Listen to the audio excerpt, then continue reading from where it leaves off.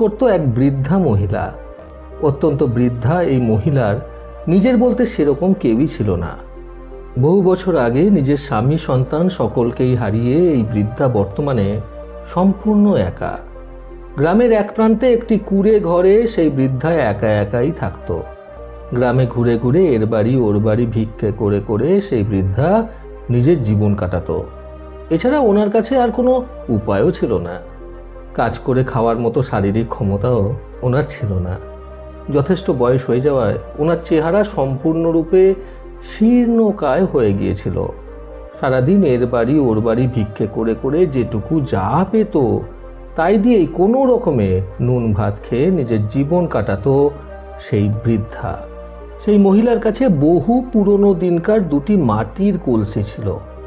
সেই দুটি কলসির মধ্যে একটি কলসি ভালোই ছিল এবং অপর একটি কলসির গায়ের দিকটাতে বেশ কতগুলো ছোট ছোট ছিদ্র হয়ে গিয়েছিল। খুব সকালবেলা করে, অর্থাৎ প্রতিদিন দিনে একবার করে সেই বৃদ্ধা মহিলা নিজের বাড়ির কাছের পুকুর পাড় থেকে 2 কলসি ভরে জল নিয়ে আসতো এবং সারাদিন ওই জলে ওনার ভালো মতো চলে যেত।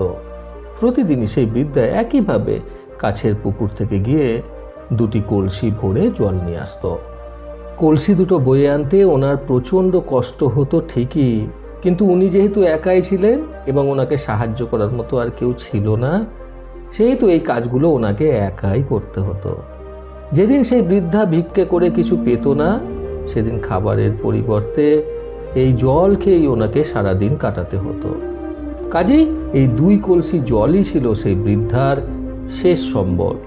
কিন্তু বেশ কিছু মাস হলো দ্বিতীয় কলসিটায় কয়েকটি ছিদ্র দেখা দিয়েছে এবং সেই বৃদ্ধা মহিলার আর্থিক অবস্থাটা এতটাই খারাপ ছিল যে নতুন কলসি কেনার মতো তার আর কোনো পরিস্থিতিও ছিল না।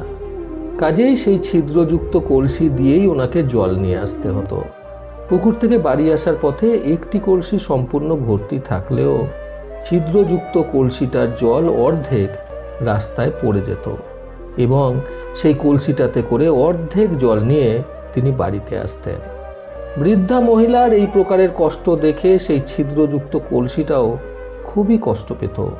সে নিজের মনে মনে ভাবত, অপর কলসিটা কতটাই না সুন্দর। সে পুকুর পাড় থেকে বাড়ি আসার পরেও মালিককে 1 কলসি জল দিতে পারে, কিন্তু আমি আমার এই ছিদ্রের কারণে মালিককে সব সময় অর্ধেক জল দিতে পারি। পুকুর পাড় থেকে বাড়ি আসার পথে অর্ধেক জল আমার রাস্তাতেই পড়ে যায়। এতে মালিক অর্থাৎ সেই বৃদ্ধা মহিলা নিজের কষ্টের কোনো ফলই পায় না। এইসব ভেবে সেই ছিদ্রযুক্ত কলসিটা খুবই মন মরা হয়ে থাকতো সর্বক্ষণ।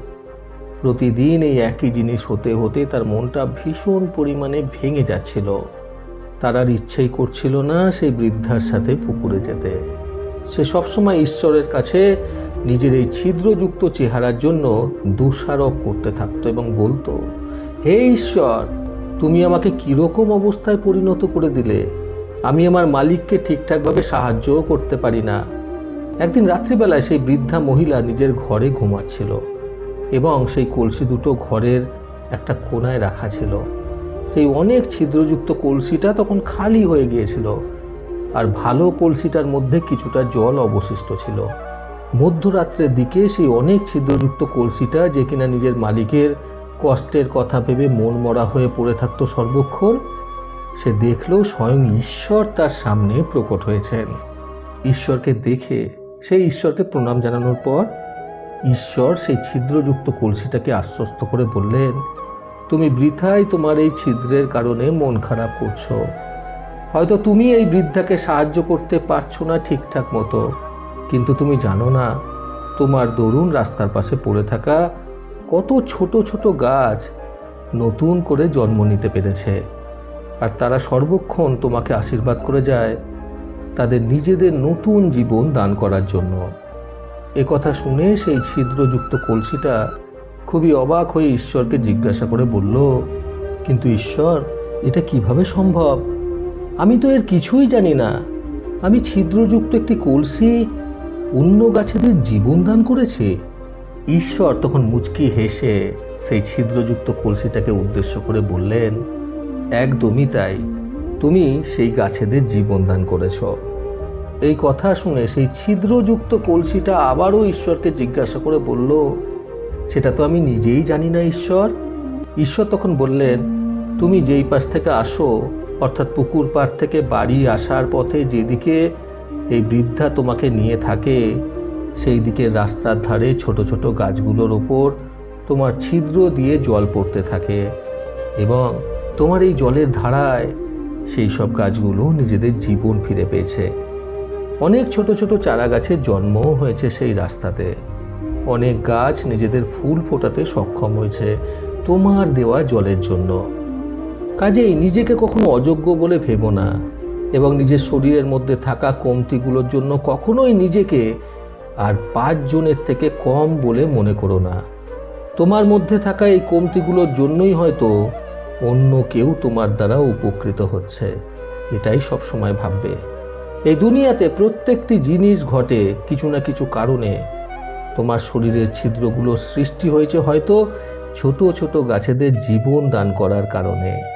কাজেই যেটা হচ্ছে সেটাকে সাদরে আমন্ত্রণ জানিয়ে সেটা নিয়েই খুশি থাকো এবং তোমার দ্বারাও কেউ না কেউ কোথাও না কোথাও উপকৃত হচ্ছে, এটা সবসময় মনে রেখো। এই বলে ঈশ্বর সেখান থেকে অদৃশ্য হয়ে গেলেন। সেদিনকার রাতটা এভাবে কেটে যাওয়ার পর পরের দিন যখন সেই বৃদ্ধা আবারও নিজের 2 কোমরে 2টি কলসিকে নিয়ে জল ভরতে গেলেন, তখন রাস্তা দিয়ে যাওয়ার পথে সেই ছিদ্রযুক্ত কলসিটা রাস্তার ধারে দেখতে পেল ছোট ছোট গাছগুলো খুব সুন্দরভাবে ফুটে রয়েছে এবং সেই গাছগুলোতে সুন্দর সুন্দর রং বেরঙের ফুল ধরেছে। আর অপর দিকে, অর্থাৎ যেদিকে সেই ভালো কলসিটা থাকে, সেই দিকের গাছগুলো শুকিয়ে গেছে। কোনো কোনো গাছ জলের অভাবে হেলে পড়ে গেছে এবং বেশিরভাগ গাছ মাথা নুইয়ে শুকিয়ে নিচে পড়ে রয়েছে। এটা দেখার পর সেদিন প্রথমবারের মতো সেই কলসিটার নিজের গায়ে হয়ে থাকা ছিদ্রগুলোর ওপর গর্ব হতে শুরু করলো এবং সে এটা ভাবল যে সেও কোনো না কোনোভাবে কারোর না কারোর উপকারে কাজে লাগে। বন্ধুরা, নিজের কাছে নিজেকে উন্নত করতে আজকের গল্প থেকে শিক্ষণীয় 3টি কথা কখনো ভুলবেন না।